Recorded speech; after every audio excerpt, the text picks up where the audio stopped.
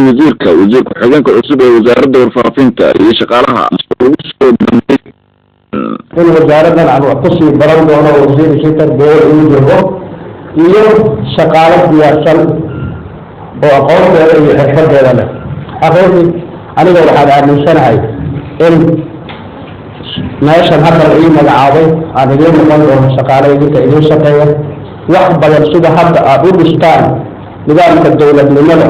iyo imaska dowladnimada aad u gudbisaan oo inaa idinku caawin doono wax badan aan idinka baran doono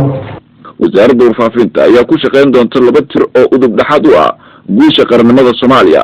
labada arrimood ee aan xoog saari doono ayaa kala sidii aan uga shaqayn lahayn nabadeynta iyo kor u qaadida aragtida dawladda ee nabad ku wada noolaanshaha dalka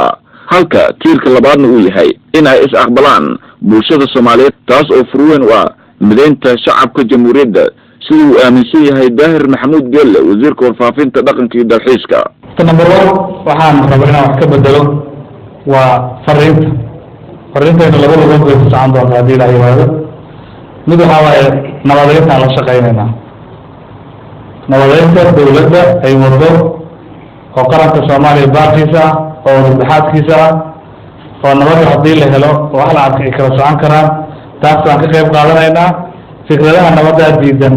oo argagixisnimada ah oo aan wax dhisin wax dudiyo ee aan wax daaweyn wax dilo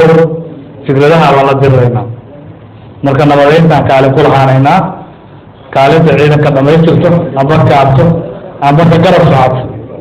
qodobka labaad oo dadka ku socon doonto waxa weeye isqaadashada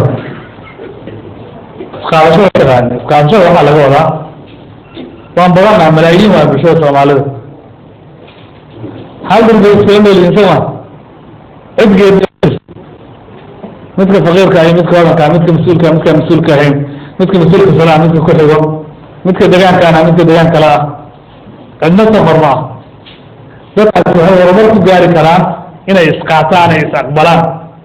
aqbalkaas oo wasaaraddeena ka bilowdo oo anaga dhaxdeen inaan si aqbalno inaan markaas kula fiican ama inaan markaas ila fiicnaatana muhiim ah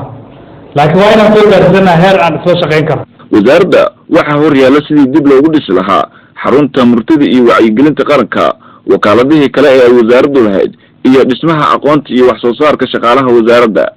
madaxweynaha markaan la kulmay intaanan xilka la wareegay waxa igu horeysay siyaasadda oo horjeeyay annaga waxaan soo ballan qaaday inaan dabagalayo dhismahaas iyo meesha ay wax marayaan meeshii oo ku joogsataan aan ka dhaqaajiyo anoo madaxdayga sarreeyay la kaashanayo shaqaalaha ayaa lagu la dardaarmay in ay dhowraan amaanada ay qaranku hayaan isla markaana hoggaanka cusub ee wasaaraddu uu la imaan doono isla xisaabtan ku saleysan cadaalad iyo hufnaan waxaan ka shaqeyn doonaa hufaahiina iyo noloshiina inay hagaagto xanuunada iyo tabashooyinka iyo caqabooyinka qabtiin baan rabaa inaan ka qabto hanaa shaqadaan rabaa inaan ku soo kordhiyo